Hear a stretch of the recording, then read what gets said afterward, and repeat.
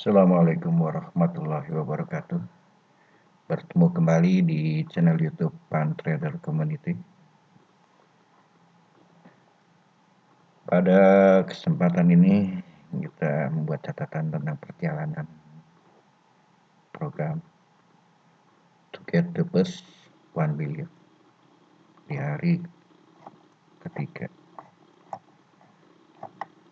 Catatan-catatan ini mungkin bisa menjadi pelajaran buat mereka yang membutuhkan.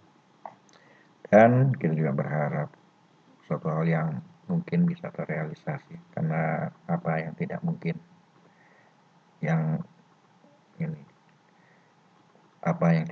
terjadi di dunia ini bisa saja hayalan dan impian untuk pencapaian misalnya dari dana kecil untuk mendapatkan hasil yang maksimal. Selamat pagi, semoga target pencapaian 100 poin dapat tercapai. Masuk hari ketiga, maka sesing digunakan 0,03 lot. Bila setiap kelipatan $5 menggunakan 0,01 lot, maka balance equity-nya sudah 5%. Maka yang balance equity-nya sudah $50 bisa menggunakan 0,10 lot. Seperti biasa, untuk memantau pergerakan harga, menganalisa hari ini, pergerakan harga hari ini, kita lihat dari TF Daily. Di Kamis kemarin, Rabu, Selasa, Senin. Prediksinya apabila ada bentuk candle seperti ini, ditambah di sini ada resistance dari MA dan middle BB, potensinya mungkin dia akan kembali atau turun. Itu kenapa dilihat dari sini bentuk doji, lihat shadow atau garis lebih panjang dibandingkan dengan shadow bawah. Bisa diartikan kondisi candle seperti ini, dominasi dari seller lebih tinggi, lebih besar daripada buyer. Mungkin tadi habis rilis, kemarin ada rilis berita dari tentang non-farm payroll, di mana hasilnya lebih baik. Market merespon bahwa atau lebih tertarik pada dolar daripada pound sterling. Nah, dari data di sini kita lihat angka-angka di sini. Kalau misalkan running price atau harga pada saat ini ada 24631, maka harga-harga yang ada di sini adalah sebagai resisten dan ini sebagai supportnya untuk pada TF Daily. Kemudian kita turun lagi, dan ini kan bentuk candle spinning top bearish, harga di bawah mid BB dan MA. Bearish spinning top dengan upper shadow low lebih panjang dan lower mendanai dominasi buyer lebih rendah dari seller. Pergeseran dari buyer ke seller atau dari supply ke demand akan merubah pergerakan harga dari uptrend ke downtrend. Turun lagi sekarang ke TFH4. TFH4 ini dari antara garis kemarin yang disebut dengan period separator, berisi 30 candle yang menghitung waktu dibagi satu candlenya itu adalah 4 jam, berarti dalam satu minggu itu 5 hari kerja, 1 hari 6 candle, totalnya semuanya ini ada 30 candle. Ya. Kita lihat di sini bahwa harga sudah menembus MA, closing di atas. Sebenarnya kalau closing di atas ini, maka ada kecenderungan dia akan naik terus. Cuma sebelum dia naik, biasanya mungkin dia akan di sini ada middle BB, lower SD1-nya, ada retrace dulu ke arah sini, nanti mungkin di sini di area demand-nya atau sekitar nota 23745. Nah, dari area ini kita bisa menentukan atau membuat acuan bahwa ketika harga di 24620 support terdekatnya adalah 24420. Resisten terdekat adalah 25095. Ini support kedua, support ketiga, resisten kedua, resisten ketiga.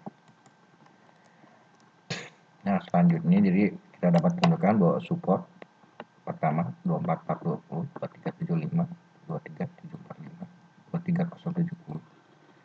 Selanjutnya kita turun lagi ke TFH1. TFH1 ini berisi 24 candle karena penghitungan data per jam. Jadi satu hari itu ada 24 jam. Dalam satu hari antara garis dan ini yang disebut period separator itu berisi 24 candle. Ketika ini dibuat, berarti tadi open market jam 4 subuh, jam 4, jam 5, jam 7, jam 8, jam 4 baru terbentuk satu candle H4 atau 4 candle H1. Nah, di sini kita bisa hitung ya. Ketika di sini harga running price berjalan, harga terdekatnya adalah resisten terdekatnya 24790. Kemudian support terdekatnya adalah 24455. Tingginya resisten kedua 25125. Nah, berarti kata kalau ini sebagai resisten, apabila harga bisa menembus mencapai resisten ini, dia bisa satu kemungkinannya breakout. Kalau dia breakout atau menembus dengan bisa ke 25125 ke resisten kedua. Tapi apabila tidak bisa dia mantul atau berbalik, potensinya dia bisa sampai di 24455. Nah, ketika kita melihat seperti itu, kondisi yang sudah batasi batas atasnya seperti itu, maka apabila nanti harga mendekati support atau resistennya, kita pantau di time frame 15 menit. Pada saat ini ketika dia mendekati MA, terjadi pembalikan arah karena dia tidak bisa menembus harga di sini. Dalam arti ketika terjadi seperti ini, terjadi pergeseran dari demand ke supply.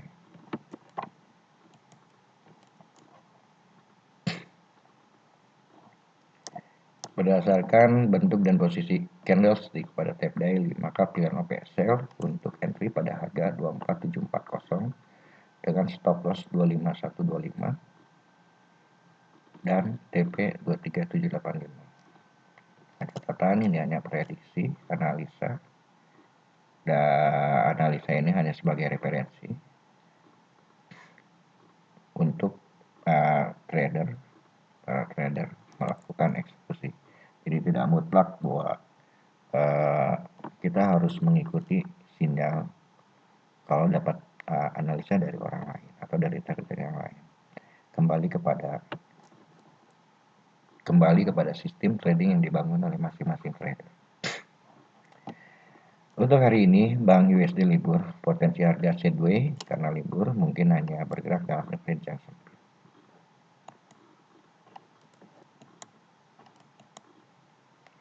Mungkin seperti ini, pergerakannya sempit, volatilitasnya rendah. Tadi kita melakukan OP sell pada harga 12410, harga turun, running profit 153 poin.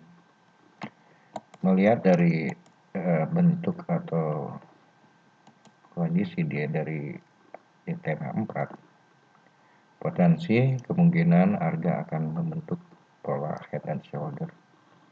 Ini sebagai shoulder kepala. Jadi mungkin harga akan sesuai dengan prediksi 23785. Kalau terjadi seperti ini, maka dia akan turun ke 23785. Hanya prediksi dan analisa. Semuanya kembali ya tergantung supply and demand. Kalau memang misalkan supply-nya tinggi, cenderungannya akan terjadi seperti ini.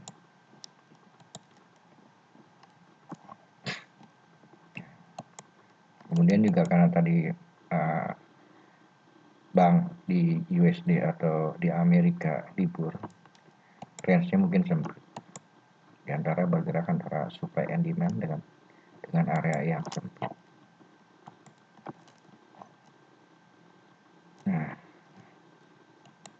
ternyata harga sudah mulai mungkin seperti ini. Kalau dia turunnya cepat karena respon dari seller yang agresif itu. Nah, kalau yang seperti ini nanti kita lihat bahwa pergerakannya ternyata sangat pelan, landai, tidak tajam atau curam seperti waktu dia turun. Nah ini langsung cepat, kalau ini landai.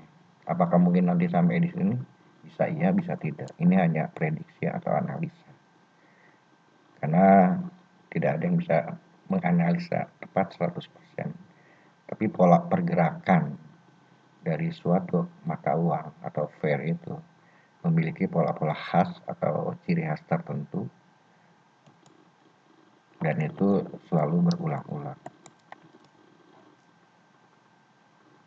Ya, demikian untuk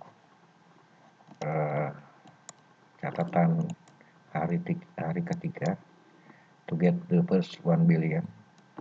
Pencapaian hari ini sekitar $15 ya,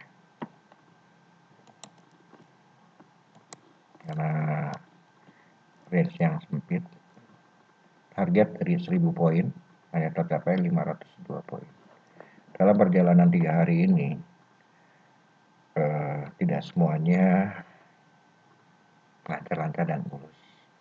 Ada peserta yang kemarin deposit juga gagal karena dari segi psikologis, dari kemudian juga ya tadi pengendalian emosi masih belum terkontrol, karena di forex itu ada beberapa aspek yang pendukungnya yang harus diperhatikan. Pertama, mindset, pola pikirnya, sudut pandang, visi dan misinya. Terus yang kedua juga pengetahuan tentang analisa teknikal, analisa fundamental, jadi cara menganalisa untuk memprediksi suatu pergerakan harga. Kemudian juga paling pentingnya juga money management, gimana kita bisa mengatur dan mengelola uang dengan baik. Yang tidak kalah pentingnya adalah psikologis atau emosi.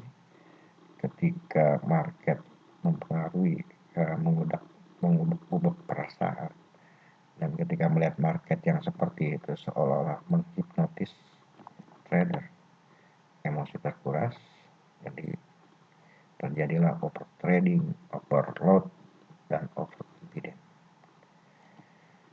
Demikian sebagai catatan hari ketiga untuk mencapai mendapatkan 1 miliar pertama trading malam atau minggu ini. Semoga ini nanti sampai subuh pagi. Jadi mulai lagi hari Senin jam 4 subuh. Mudah-mudahan apa yang diinginkan to get the first 1 billion bisa tercapai.